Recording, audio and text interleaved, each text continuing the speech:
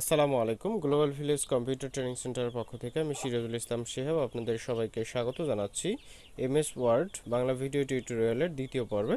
আজকের পর্বের বিষয় হচ্ছে MS Word installation. MS Word একটি সফটওয়্যার এবং এই সফটওয়্যারটি আমরা কিভাবে সাকসেসফুলি ইনস্টল করতে পারি আমাদের কম্পিউটারে সে বিষয়টি দেখব আজ।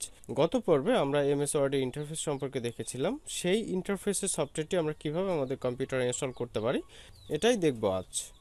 তো চলুন কথা না বাড়ি আমরা ইনস্টলেশন প্রসেসটি শুরু করে দেই। তো আগে থেকে আমরা আমাদের কম্পিউটারে এমএস ওয়ার্ড 2010 সফটওয়্যারটি নিয়ে রেখেছি, আমরা সেই সফটওয়্যারটি এখন ইনস্টল করব।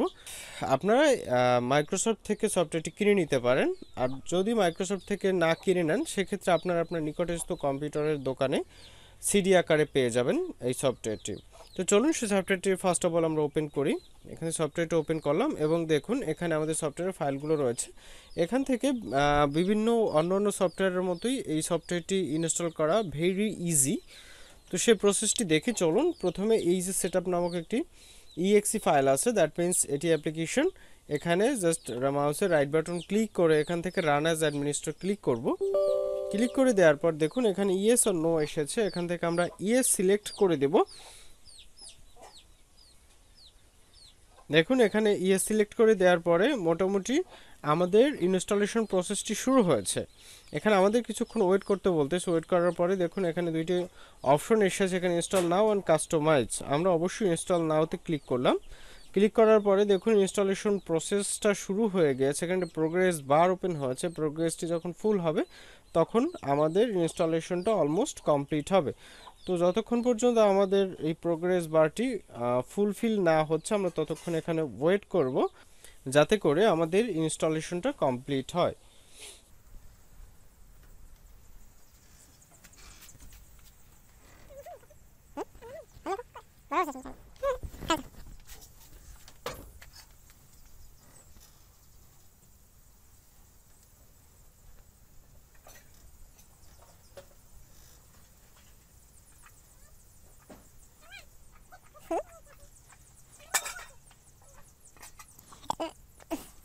এখানে ইনস্টলেশনটা একটু সময় সাপেক্ষ ব্যাপার, তাই আমি ভিডিওটা স্কিপ করে দিচ্ছি এবং প্রোগ্রেস কমপ্লিট হওয়ার পরে আমি আবার ফিরে আসছি।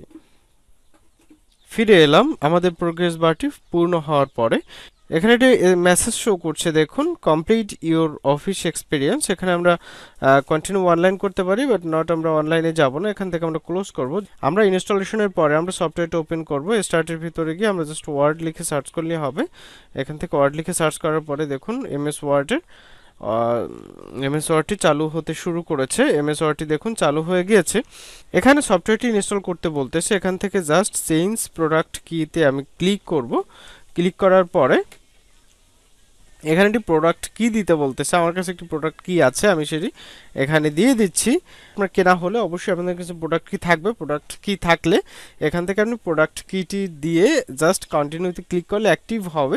এবং আপনার কাছে যদি প্রোডাক্ট কি না থাকে তাহলে আপনি বিভিন্নভাবে এটা প্রোডাক্ট কি ছাড়াও ব্যবহার করতে পারেন। সেটা আমি এখানে উল্লেখ নাই করছি। সেটা যদি আপনারা অ্যাক্টিভেশন না করতে পারেন তাহলে আমাকে বলবেন, আমি পরবর্তীতে অন্য একটি ভিডিও ক্রিয়েট করে সেখানে আমি দেখিয়ে দেওয়ার ট্রাই করবো ইনশাল্লাহ। এখন আমি আমার প্রোডাক্ট কিকে অ্যাক্টিভ করে নিচ্ছি। বর্তমানে আমি সফটওয়্যারটি অ্যাক্টিভ করব না, আমি একটু পরে অ্যাক্টিভ করে নিব। দ্যাটস ওয়াই আমি এটাকে ক্যান্সেল করলাম। প্রথম ভিডিওতে আমরা যে ইন্টারফেসটি দেখেছিলাম সেটি এখন আমাদের কাছে উন্মুক্ত। আজকের পর্বটি এখানেই শেষ করব, ইনস্টলেশন পার্ট। আগামী পর্বের আমন্ত্রণ রইল। আগামী পর্ব থেকে আমরা প্র্যাকটিক্যাল কাজ করা শুরু করব ইনশাল্লাহ। সে পর্বগুলোর আমন্ত্রণ রেখে আজকের মতো এখানে বিদায় নিচ্ছি। ভালো থাকুন সবাই, আল্লাহ হাফেজ।